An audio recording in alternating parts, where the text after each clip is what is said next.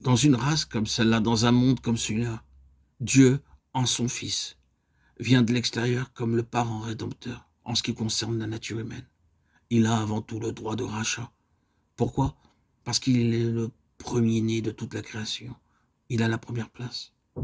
Oh, pensez encore à tout ce qui a rapport au Seigneur Jésus comme celui qui vient en premier, comme celui qui est à la première place. Comme étant le premier-né, vous verrez que cela constitue son droit. Car dans la Bible, c'est normalement le premier-né qui porte toujours avec lui les droits. Voici Jésus, le Fils de l'homme, le premier parce que Dieu l'a désigné et l'a mis dans cette position. Il a le droit de rachat, il a aussi le pouvoir de racheter, c'est-à-dire qu'il a les ressources pour le faire. Qu'est-il exigé normalement pour racheter? L'héritage doit être racheté non seulement pour nous, mais pour Dieu. Nous, à notre tour, sommes l'héritage. Nous sommes de droit la possession de Dieu. Non seulement nous avons perdu notre héritage, mais Dieu a perdu son héritage en nous. Ce qui pourrait nous satisfaire comme une restitution ne peut jamais satisfaire Dieu.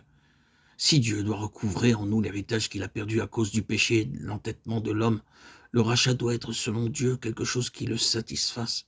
Et Dieu ne peut être satisfait avec n'importe quoi. Ce doit être quelque chose qui réponde complètement à la propre nature de Dieu. Ainsi, disons tout de suite, vous savez que ce n'est pas par des choses périssables, par de l'argent ou de l'or, que vous avez été racheté de la vaine manière de vivre que vous avez hérité de vos pères, mais par le sang précieux de Christ, comme d'un agneau sans défaut et sans tache.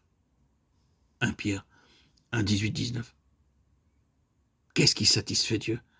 Ce qui est incorruptible. Ce qui peut seul apporter à Dieu sa satisfaction doit être incorruptible, pur, sans défaut et sans tache. Ce sont là des mots qui se rapportent toujours à Christ. Un agneau sans défaut et sans tache. 1 Pierre 1, 18, 19. Qu'est-ce qui satisfait Dieu? Ce qui est incorruptible. Ce qui peut seul apporter à Dieu sa satisfaction doit être incorruptible, pur, sans défaut et sans tache. Ce sont là des mots qui se rapportent toujours à Christ, un agneau sans défaut et sans tache. Oui, c'est la ressource de la rédemption, le pouvoir de la rédemption. La rédemption signifie recouvrer l'héritage perdu. Il a racheté par son sang parce que ce sang représente sa vie qui est une vie incorruptible, une vie sans péché, une vie qui satisfait entièrement un Dieu totalement juste et saint. C'est là le prix de la rédemption.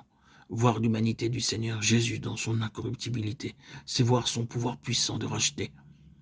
Mettez de côté le Seigneur Jésus et vous aurez mis de côté tout le pouvoir de racheter, tout droit de rachat. Sans lui, il n'y a aucun espoir de rédemption. Nous ne pouvons être rachetés pour Dieu avec ces choses corruptibles comme l'argent et l'or. Être racheté pour Dieu signifie qu'une vie conformément à la propre nature de Dieu doit être offerte.